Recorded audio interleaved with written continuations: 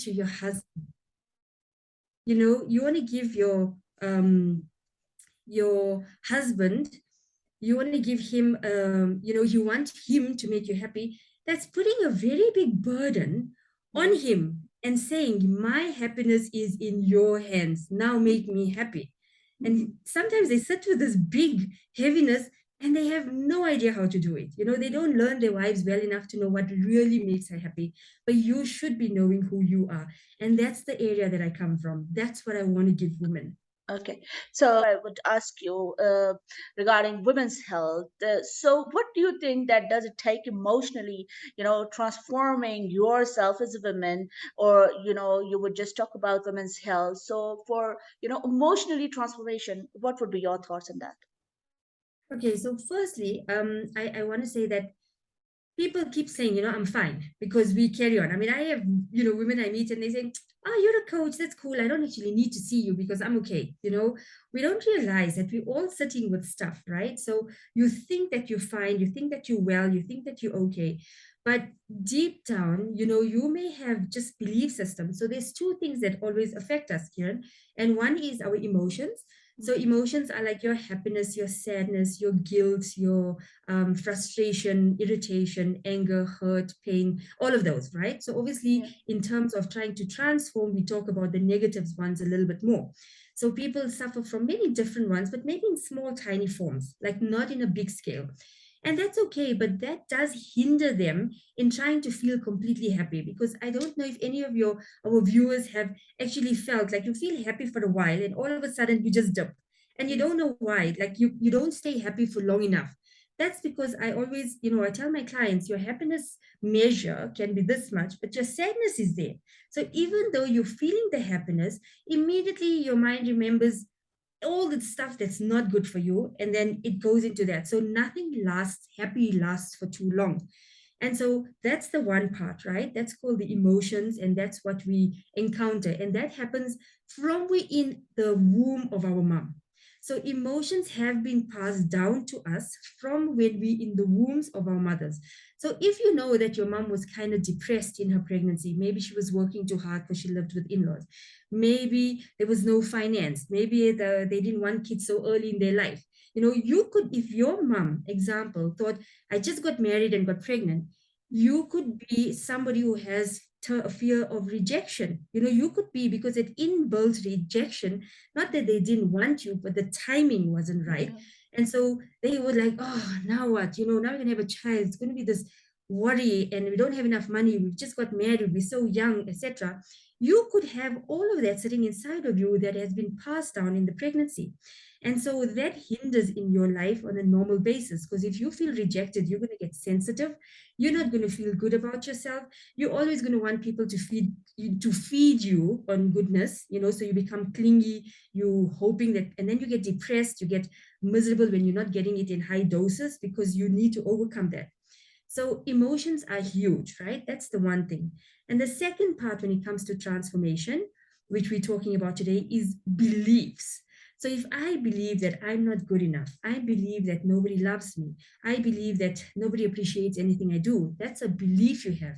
And as long as you have these strong beliefs, nothing is going to go, in the way that you want it to. So example, if I talked about I'm not good enough, in my life, if I feel I'm not good enough, I'm never going to apply for the real job that I want, because my mind's going to tell me, hey, you're not good enough for that. Why don't you take something that's going to pay less, because that's what you're capable of, that's what you're going to manage. And so that's what we do. And then we have a belief that says I'm not good enough. And then it comes to marriage, I'm not good enough because that's a great family, they're so wealthy, the guy's so good looking, I mean, I don't know if I can handle that. So that one belief of I'm not good enough plays out in your life in every way possible. So when it comes to transformation, the most important is to start getting real with yourself. A lot of people will say, I'm fine. But then when something happens that makes you depressed, or something happens and immediately you turn to food to eat for that, for that high fix, because we emotionally then dependent on food. Or if you go to your room and you just want to be left alone, then all of those things are there to tell you that something triggered you, something's there. So the first thing that people can start with is start being aware of everything that is going on in their lives, in their minds, and how it plays out. Headaches, right? And then this is just some interesting facts. If you suffer from headaches, a lot of headaches, that actually means that you're not feeling validated, because all our body and our minds connected, right? Beautiful, the way our system is. So if you have a headache, it stems, the root of it, the absolute basic is I don't feel validated, which means somebody's not making me feel important. On top of that, you add the fact that maybe you're allergic to dairy. On top of that, maybe you feel that you could be dehydrated. But at the root of it all is an emotion. And so, and that is very interesting, because people think today I got a headache, tomorrow my stomach is sore, last week I got sciatica now. People don't realize that the trigger of all of this is emotion. So if you think that I'm fine and I'm well, but you've got every health problem in the world, that's probably a sign that you're not all that well and all that healthy Right. emotionally. And that's Mhm. why this time is a good time to reflect. And just as we sprinkle in our homes, it's time to sprinkle in our minds, get rid of those beliefs. But you can't do that if you don't know they exist inside of you. All right. Okay. What would you say about it? Like, some people, when they have kind of any kind of issues, they always, what they do that, they blame others. And, they always would say, okay, now this wasn't my fault. I'm blaming you because I did kind of that kind of mistake. And they blame on others. And, okay, now what advice would you like to give to my viewers? Is it the right, phenomena? People, they just think about it or just thought about it. So what would be, your thought on that? Okay, so that is something that comes up really often. I have people and women would come and say, we've been having so many issues, but it's not me. I'm not the problem. My husband needs to see you, or my wife, my sister and I don't talk. But I mean, I've done everything, and I've been such a good sister. She needs to see you. So I get a lot of that, right? Because people feel that they are fine, and that's whatever they do is good enough, and everybody else has the problem. So the first thing I would say to all the viewers today and those that are tuning in and going to watch this later is that you need to take ownership for you, because there's always two aspects within a problem and two aspects within a relationship. Okay. And this was quite an interesting thing. And if anybody's willing to do this, it would be a good exercise to do. So when we do coaching, there was an exercise that we had to do. One was how I see myself. Okay, so we had to write down how you see yourself with all the good and the bad, right? I'm kind, I'm caring, I'm wonderful, I'm nurturing, I'm a good listener, etc. And then the negative was, for me, I'm impulsive. Sometimes I don't think things through, that kind of thing. So you had to write down how you see yourself. And the second part of this was how others see me. Okay, so there was a second page, and then it was pros and cons.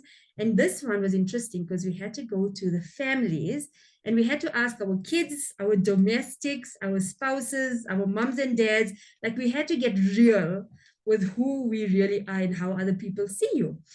And so there I go to my kids, and they give me a very long list of all the negative stuff. And I'm thinking, stop, like I just asked for a few. And, I looked at the list and I asked my mom, and she said, and my dad, and, certain things. And I even asked my domestic, and I said, because she's here all the time. And she would say certain things. And I looked at the list of what I expected for myself compared to the list of the way they saw me, and was chalk and cheese. It was so different.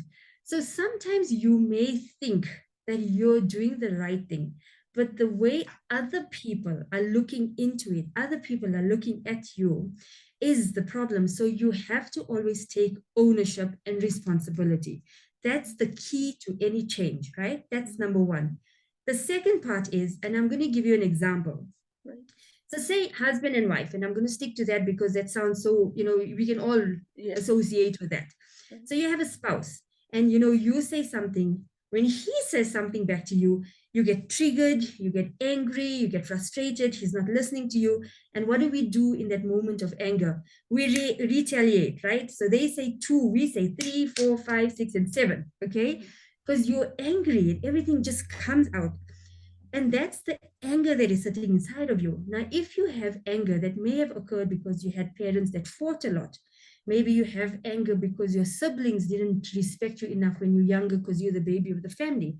You could have anger because, from something that happened in childhood. Somebody broke your toy and it was an important one, and that anger is still inside. So although you're fighting with your spouse, the anger that you feel because of every other part of your life comes up and they become the target. So if you feel that, he's the problem, you're not really looking at what's inside of you that's causing you to react that way. Okay. And that's important. So when you say, I think he's the problem, but I'm just going to work on myself. I'm going to do what I can. And then we start working, example, on your anger issues. Now your husband's going to come and say 2, 3, and 4 for you. And because you don't have that anger any longer, you're not triggered by it. And when you're not triggered, we go into responding rather than reacting. Because when you react, you're acting out. So that's when we bang doors, you want to break a glass, you want to scream, you swear, all of that happens when you're reacting. But now you don't have anger inside of you anymore. You've dealt with everything that had nothing to do with your husband, but every part of your life. And now you actually respond and say, that's a pretty hurtful thing to say. I'm going to give you time to think about what you just said because that was really hurtful to me. And now it's a different reaction because you're not giving 4, 5, 6, and 7 back anymore. Now you're just calmly explaining how you feel. How do they come back? I mean, this is a shock to them, right? Because they're expecting you to lose your cool. They're expecting, fireworks to happen, doors to close and bang and all of that. And that leads to a big fight. And now people are not talking for a few days anymore. So for those people that think I'm not the problem, try the exercise, firstly. And secondly, work on yourself either way, because even if your life has been absolutely perfect, it could be that even in the womb you picked up a lot of issues. And we know nobody's life is really perfect, right? There's always stuff that happens that we have to deal with. And so that was a classic way to show you that something as simple as working on yourself in terms of anger and how it can completely diffuse the situation. So now your husband goes home, goes to work, example, you do your thing, he comes back, you're talking normally, whereas normally 3 days would go by, nobody's talking to each other because you're still on the warpath, right? So that's how working on you helps to diffuse any situation because you are focusing on what's inside of you. You're diminishing all that anger that made this high. You're diminishing it. And when you diminish that, you leave room for the happiness to come, for the joy to come, for the excitement. And that's basically, in a nutshell, how the body works. It sounds very simplistic, but it's so beautiful when you understand it all. Right. Okay. I think that was amazing session with you, and definitely I'll just call you again. I would invite you some other day as well for further discussion, because as an NLP, practitioner and life coach, we can discuss, with you a lot more other issues as well. Especially I'd be thinking about the relationship issues. But for now, we're just closing here at the moment. But last thing, I just want you to, share your contact details with my viewers, how they can get a hold of you. Thank you so much, Bidan. I would appreciate that. I find it easier via WhatsApp. So I'm just going to give my number. So we're in South Africa, right? So it's +2784 421 2443. I find that's just the easiest way to get hold of me. If I don't respond immediately, I'm obviously busy with clients, but I will get back to that. All right. Okay. Thank you so much for today's session, and you have a lovely day. Okay. Assalamu alaikum. Thank you for having me. Much appreciated.